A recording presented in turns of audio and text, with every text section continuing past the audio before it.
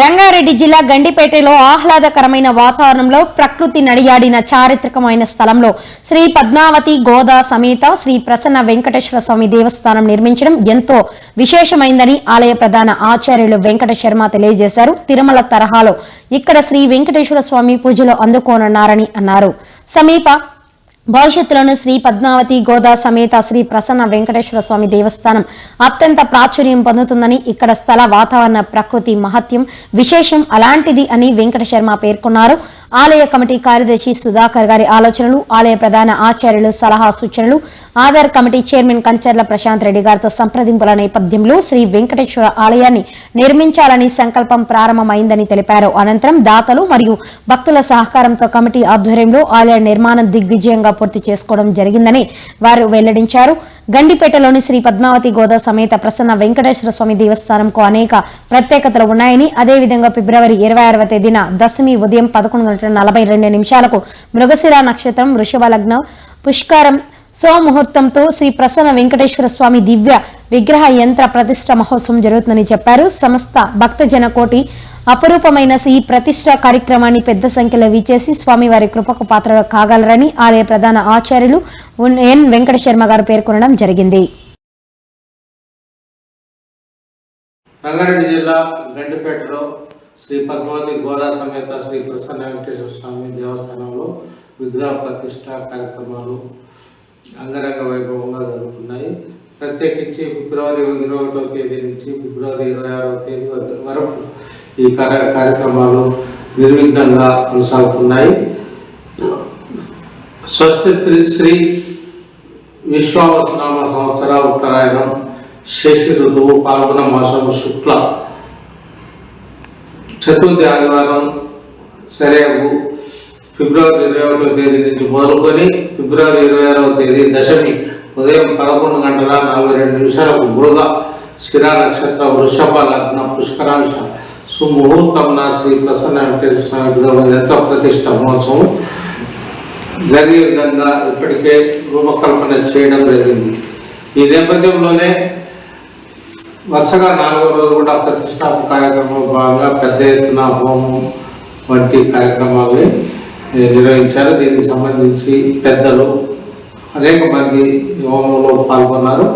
ప్రత్యేక పూజల్లో భాగంగా ఈ సందర్భంగా తీర్థ ప్రసాద వితరణ కూడా జరిగింది. ఈ కార్యక్రమంలో భాగంగా ప్రత్యేకించి బాలభోగం, ద్వారాతోరణ, ధ్వజకుమారవరణ వంటి కార్యక్రమాలతో పాటు ధ్వజస్తంభం, విగ్రహాలకు 49 ఏకోన పంచాశత్ కలశ స్థాపనం వంటి కార్యక్రమాలు కూడా నిర్విఘ్నంగా నిర్వహించడం జరిగింది. వెంకట శర్మ గారు చెప్పండి, ఇక్కడ వెంకటేశ్వర స్వామి ఆలయానికి సంబంధించి విగ్రహ ప్రతిష్ట కార్యక్రమం ఇక్కడ ప్రత్యేకతలు ఏంటి? గండిపేట గ్రామంలో ఆహ్లాదకర వాతావరణంలో ప్రశాంతమైనటువంటి ప్రకృతికి నిలయమైనటువంటి ఈ పరిసర ప్రాంతంలో సాయిబాబా దేవాలయం పక్కన నూతనంగా నిర్మించిన ప్రసన్న వెంకటేశ్వర స్వామి దేవస్థానం 21వ తేదీ నుండి 26వ తేదీ వరకు 5 రోజుల కార్యక్రమాన్ని ఎంతో వైభవపేతంగా భక్తుల సహకారంతో ఈ దేవాలయాన్ని నిర్మించడం జరిగింది. ఈ యొక్క కార్యక్రమానికి ఆచార్య కౌస్తుభాచార్య ప్రతిష్ఠా ఆచార్యులుగా వ్యవహరిస్తున్నారు. ఆలయ ప్రధాన అర్చకులుగా ఈ కార్యక్రమాన్ని కార్యవర్గ సహకారంతో ఈ దేవాలయాన్ని ఇంత అభివృద్ధి చేయడం జరిగింది.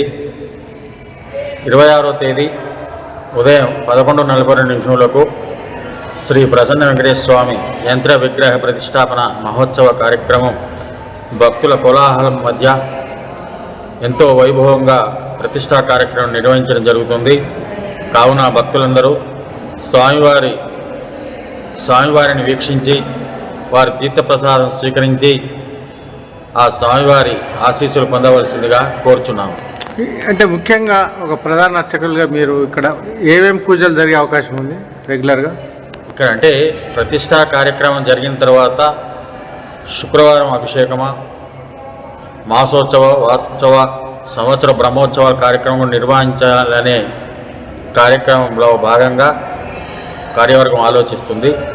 కాకపోతే నూతనంగా నిర్మించిన దేవాలయం కాబట్టి అర్చకుల నియామకము, తర్వాత ఈ శ్రవణ నక్షత్రం నందు స్వామివారి అభిషేక కార్యక్రమం, స్వామివారి నివేదన కార్యక్రమాలు ఇవన్నీ యథావిధిగా తిరుమలలో జరిగే విధంగా ఇక్కడ నిర్వహించాలనే ఆలోచన తపనతో ఉన్నాము. భక్తుల సహకారంతో ఈ దేవాలయాన్ని ఇంకా మరెంతో ఈ రంగారెడ్డి జిల్లాలోనే ప్రథమ దేవాలయంగా అభివృద్ధి చెందించాలనే ఆలోచనతో ఉన్నాము. భక్తులందరి దీవెనలు, స్వామివారి దీవెనలతో భక్తులందరూ ఈ యొక్క కార్యక్రమాన్ని వీక్షించి స్వామివారి కృపకు పాత్రలు కావాల్సిందిగా కోరుచున్నాం.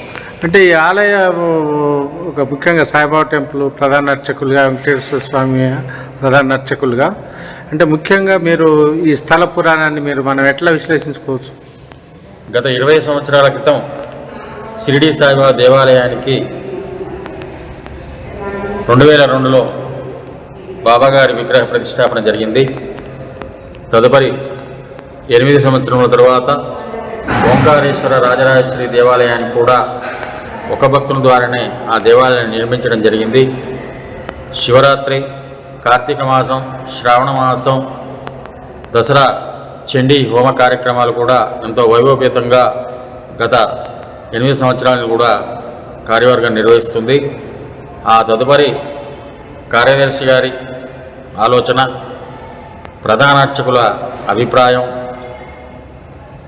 ఆలయ చైర్మన్ సంతోష్ రెడ్డి గారితో చర్చించి మనం కూడా వెంకటేశ్వర స్వామి దేవాలయం నిర్మించాలనే ఒక తలంపుతో విజయదశమి రోజున శ్రవణ నక్షత్రం నందు శంకుస్థాపన కార్యక్రమం చేయడం జరిగింది.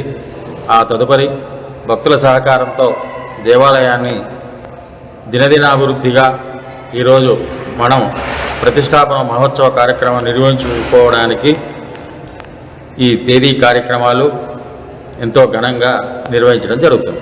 అంటే ఈ ఆగమశాస్త్ర నేపథ్యం అన్నారు, దాన్ని పంచరాత్ర కార్యక్రమాలు ఆగమశాస్త్ర ప్రకారంగానే ఈ యొక్క కార్యక్రమం నిర్వహించడం జరుగుతుంది. ఆచార్య కౌస్తుభాచార్యుల పర్యవేక్షణలో ఆచార్య బ్రహ్మ వారి సమక్షంలో ఈ యొక్క కార్యక్రమాన్ని ఎంతో దిగ్విజయంగా నిర్వహిస్తున్నాం. ఆగమశాస్త్రం అంటే దాన్ని కొంచెం విశ్లేషిస్తారా? ఆగమశాస్త్రం అంటే వైఖానస, ఆగమత, పంచారస ఈ యొక్క కార్యక్రమాలు భగవంతుడు కలియుగ దైవమైనటువంటి వెంకటేశ్వర స్వామి యొక్క ఆచార వ్యవహారాల్లో ఒక భాగంగా ఆ వ్యవహార శైలిని, ఆ పద్ధతి ప్రకారంగా ఈ యొక్క కార్యక్రమం నిర్వహించడం జరుగుతుంది. అంటే ముఖ్యంగా ఇక్కడ గండిపేట స్థలంని మనం భవిష్యత్తులో ఒక ఆధ్యాత్మిక ప్రాంతంగా విరాజిల్లే అవకాశం ఉందంటారా?